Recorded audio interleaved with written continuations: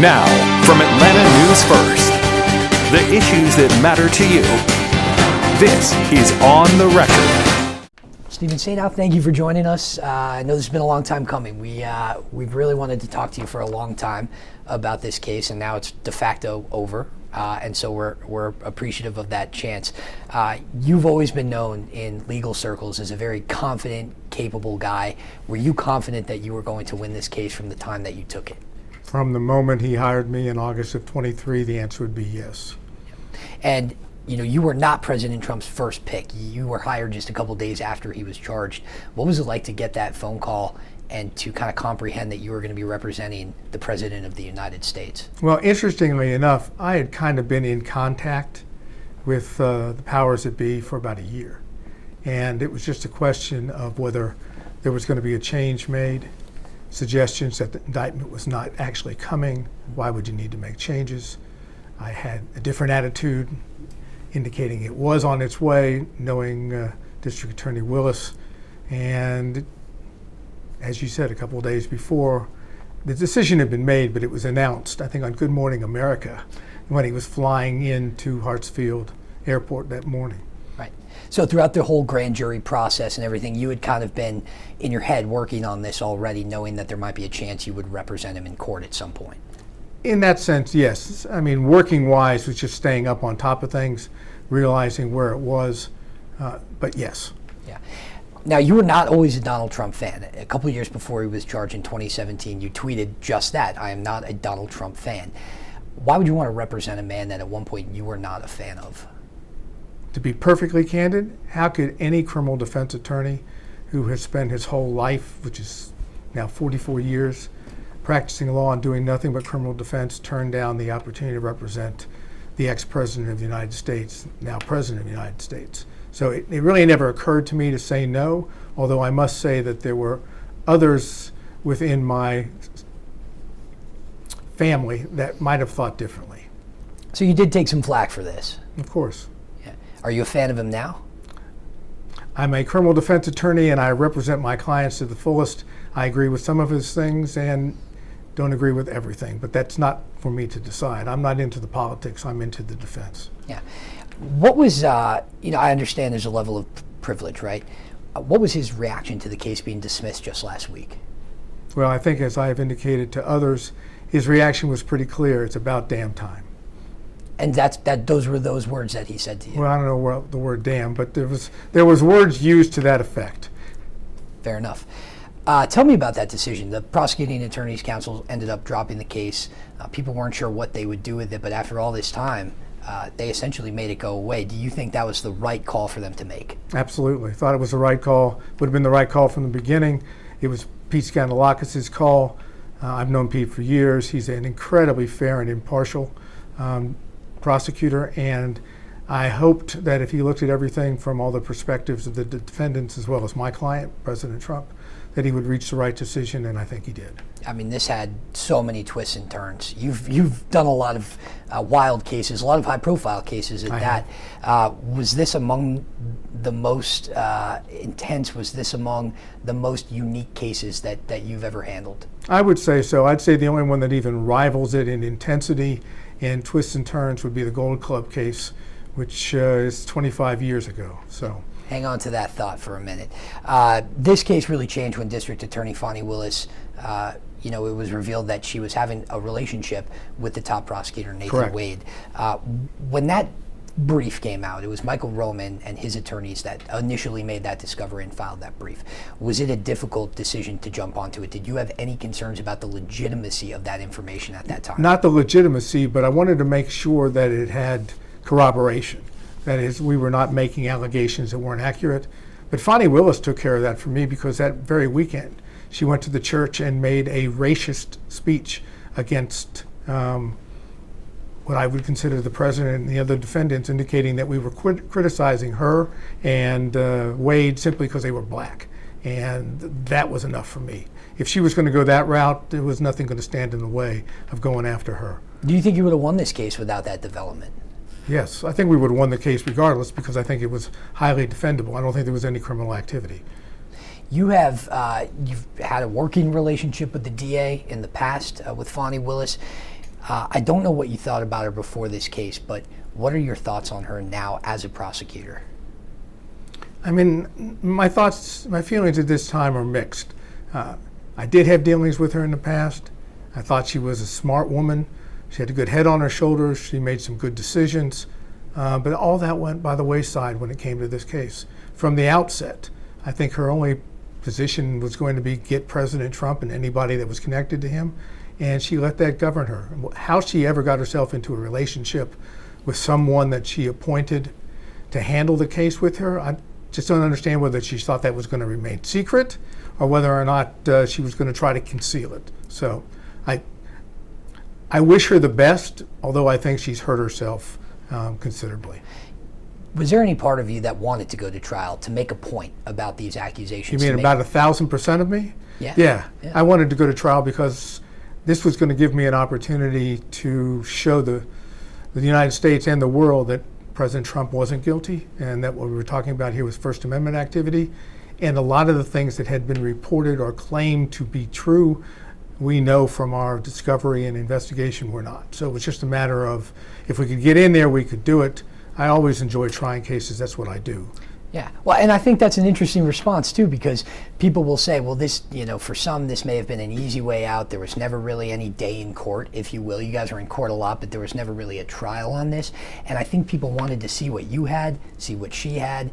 And so, do you think people were maybe robbed of a chance to see some of this evidence? Maybe the folks who weren't paying as much attention to it as perhaps you and I were. Well, maybe so. I mean, they were robbed of the potential show, but the outcome, however it is reached, is the most important for the client. So it wasn't about me, it was about my client. Yeah. You've represented a lot of, again, high-profile cases. Do you find that sometimes in instances like this, you have to fight in the court of public opinion as much as you have to fight in the court of trial? Absolutely. I've had it on several different situations. Probably the first one was the Gold Club case. If you had queried citizens of Atlanta, of Georgia at the time, that would have been high anti-Gold Club. By the time we got into the courtroom and it was resolved, best way to say it is 6 of the jurors showed up for sentencing in support of my client. I had the same situation when I represented Howard K. Stern in California on the Anna Nichols case. People routinely and everywhere hated Howard K. Stern, the lawyer boyfriend, and that changed because we got in front of the jury. So I understand public opinion. I also understand that things need and can be done when you are in front of a court, in front of a jury, to change public perception. And I would have liked to have done that here, but I have to say this is the way the case needed to be resolved after Fani was disqualified. Yeah, the pitfalls of being a defense attorney, right? Do you care what people think about you? I'd have to say yes, but it doesn't interfere with what I have to do. Appreciate that. You already mentioned a couple high-profile ones, right? The Gold Club one, representing Gunna in the YSL trial as well. Correct. Those were both RICO cases. This was a RICO case. A lot of people have had conversations about the flippant nature with which RICO cases are charged in Fulton County. Are you of that opinion? 100%.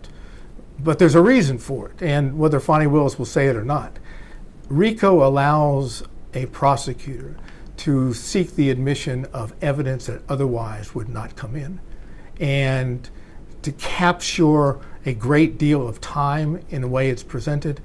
Those things are not allowed under the evidence rules, either federal or state. And she tries to use that. And she also believes that if you charge RICO, you get people running to her to cut deals, which is what has happened in many of her cases.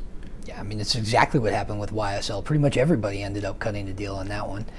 Do you think there need to be changes made to the way that racketeering, let me try that again. Do you think there need to be changes made to the way that racketeering cases are pursued in Fulton County or across the state in general? Well, I think that has to start with the statute itself. The statute needs to be narrowed to make it clear when a true RICO case is brought. Georgia's statute is broader than the feds. So I would like to see that happen. I don't really expect it will, though. Yeah. There was a whole lot of play here, right? President Trump was president. He was reelected in the time that this case was going on. There was a situation with DA Willis and prosecutor Nathan Wade.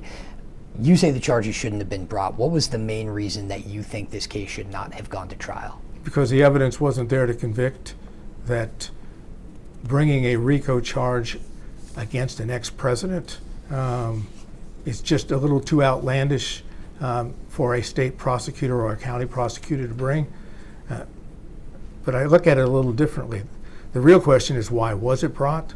And I'm waiting to hear Fani Willis actually tell us the truth about her political ambitions and what she expected to achieve if she got her conviction, which of course she didn't. Yeah, do you wholeheartedly believe that this was really just ambition on the part of DA Willis? Anyone, the answer to that is yes. Anyone who 1 month into their new term in office indicates what their sights are, which she did. She was going to go after President Trump immediately. This was clearly political in my mind. And I just don't know what she was gunning for, whether she was looking to go to Washington, whether she was looking to go statewide. But this idea about justice being served by the prosecution, with all due respect, is nonsense.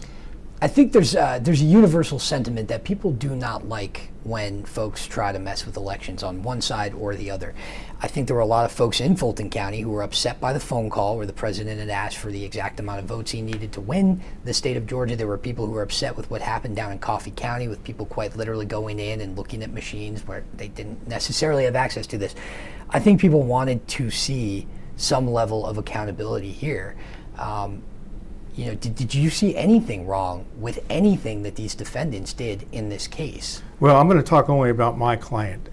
So the answer to that for President Trump is he did nothing wrong. He exercised his First Amendment rights. He had freedom of speech. He was airing political grievances. He truly believed the election had been stolen from him, and he was attempting to do everything he could from the pulpit of the White House to bring to the American people what he thought was the true result. Now, whether you agree or disagree with that, that's his right to do so. And the phone call to Secretary of State Raffensperger is the most interesting because no one knows there were attorneys on the call, there was briefing before, there was briefing afterwards. This was not something that just took place out of the blue. It was all set up. So the idea that the President Trump would know how many votes he needed, of course he would know. He had at least 3 attorneys on the call with him and had been told all the information, whether it was accurate or not. He'd been given this information before the call started. Yeah, there's been a long tradition in American politics of accepting the results of an election, conceding when you're the loser of the race. Do you think that this maybe perhaps lowers the standard, lowers the bar for that tradition? Well, I think the tradition will remain. I don't think it does. That was a questionable election. I mean, whoever I voted for doesn't make any difference. But it was a questionable election to a lot of people, and I think it was important to try to get to the bottom of it. There may be a lot of back and forth as to whether this was the way to do it. But I don't think that challenging an election should change the idea that you simply should accept one. In most cases, yes, but this was an unusual one that I doubt will ever happen again. Yeah. Do you have lingering questions about the 2020 election? I'm his criminal defense lawyer. I am not into the politics. That was good. On a serious note, under a Georgia law that was passed this year, the president, these co-defendants are going to be able to recoup some of the legal fees, the attorney fees that they incurred while fighting this case. Correct. How much do you think the president will seek in reimbursement? We don't really know the numbers. Probably $5 million plus. Yeah. Is that fair to take that money out of taxpayers' pockets when no one really in the general public brought this case, but they will be the ones footing the bill? Do you find that to be fair? Well, actually, they won't be fitting the bill. Fani Willis's budget that she receives from Fulton County will be footing the bill. That's where the money comes from. There's no new tax on this. Now, could that money be used elsewhere? Of course it could. Who made the decision to use it this way? Fani Willis. So she's going to have to pay for her decision. I think that's, on the one hand, fair. I think to someone sitting in the Fulton County jail for 7 months without a trial because there's a backlog and $5 million could go a long way to fix that. That's who I'm really talking about. And I understand that, and maybe Fani Willis should have thought about that before she brought this case. Yeah. On the same hand, President Trump claims to have all the money in the world, be a billionaire. Is this more out of principle, do you think, for him? No, I think the money needs to go back to those who have put it together to pay for attorney's fees. Now, President Trump may have the money, but we're talking about the other 15 defendants who are going to be seeking their reimbursement and have gone through for the last 2 years. it's been hard on a lot of those individuals. And I think the law is there, the law should be used, and the money isn't going to go into President Trump's pocket, it's going to go back to those people who helped pay for the defense. Yeah. Where do you see this case on the shelves of history? What does this case mean to the American public, to the American legal system? Well, I don't want to hold it too high up, but I think this will be written up as one of those cases in which a county prosecutor tried to take on an ex-president of the United States, the whole concept of sovereignty and supremacy, and will be looked at as a total abject failure. But I don't know if that'll stick out for purposes of history, but it'll stick out for purposes of Fani Willis's history. Yeah. Was there ever a point throughout the case, because we've had years of it, where you were nervous that this might actually go her way and not the way of you, the president, or the other defendants? I guess the answer to that is not really, and particularly after she testified in court in the winter of 24. Her testimony was unbelievable. She acted as if she was some prima donna, which sometimes she must think she is. And when you have a judge come back after that and speak in terms of odor of mendacity, which are words that are just not used in describing the testimony of prosecutors, I felt very comfortable that at some point in time, some court, be it the Court of Appeals or the Supreme Court of Georgia, would follow through on the disqualification. I've never seen anything like that. Have you? No, never. Have you ever had a prosecutor sit on the stand and take questions from a defense attorney? I have, and they handled it in the appropriate fashion. She, on the other hand, did not. Yeah. Was that really the crux of this, that Tennessee Williams line, the odor of mendacity? It really seemed to stick as kind of the turning point for this case when people started recognizing that it might be enough to make it go away. Do you think that kind of underlied all of this, that relationship that she had with Nathan Wade, the questions about the finances and the motivations? Ultimately, do you really think that's what ended up doing away with this case? The answer to that simply is yes. I think that Fani Willis brought this upon herself, and when she got caught up in it, her reaction was such, it was like a guilty person saying, "You've caught me and now I'm going to try to give you an explanation or an excuse." No one that really listened believed it, and she brought about her own downfall. Yeah, the legislature certainly has taken notice of that. They've passed legislation to hold prosecutors accountable, make it easier to do that. They want to haul her in and have her testify about this as they're trying to make even more changes under the Special Investigations Committee in the Senate. Would you like to hear her go in and testify before that committee? Because we have a court case coming up that will determine whether or not she has to do that. I'd like to hear Fani Willis come in and testify to what the truth is, as opposed to the, respectfully, BS that we heard on the witness stand. I mean, we had cell phone records that indicated that she and Wade had an existing relation, pre-existing to the time he was hired. There was no question that we had witness testimony to that effect, although they did what we call backed up because they had pressure coming from her side. There's no doubt that she didn't tell the truth. I'd like to hear it just once from her on this case. She never will, but I'd like to hear it. Yeah. Do you think that there need to be changes made, additional changes, even outside of that, the ability for lawmakers and citizens to make complaints against prosecutors? Do you think that additional changes need to be made to the way that prosecutors are able to charge cases and try cases in Georgia? I think the answer I should give is changes are necessary, but I don't believe it because almost all the prosecutors that I deal with matters in the appropriate, legitimate fashion. You're going to have a bad egg every once in a while, but I don't think you have to legislate away the bad egg. We just had Fani Willis way out over her skis on this. I think she realized that, and now it's come back to haunt her. Yeah. Was it that moment on the stand where you thought, we're going to win this? But I also, when she went to the church after Ashley Merchant had filed the motion about the relationship, and Fani Willis went after us as white people and trying to make this a racial thing, I knew she was in trouble. And I knew that if that's where she was coming from, this case was going down the tubes. Yeah. Without knowing the outcome, would you do this all again? 100%. No, make that 150%. Fair enough. Steve Sadow, thanks for joining us. My pleasure. Awesome. Thank you for watching A&F Plus. For more breaking news, live coverage, and your community stories, download the Atlanta News First app. You can also watch us on YouTube, Roku, Apple TV, and Fire TV. To join the conversation on YouTube Live, visit our channel and hit subscribe. You can also listen to the Atlanta News First podcast by searching Atlanta News First on your preferred listening platform.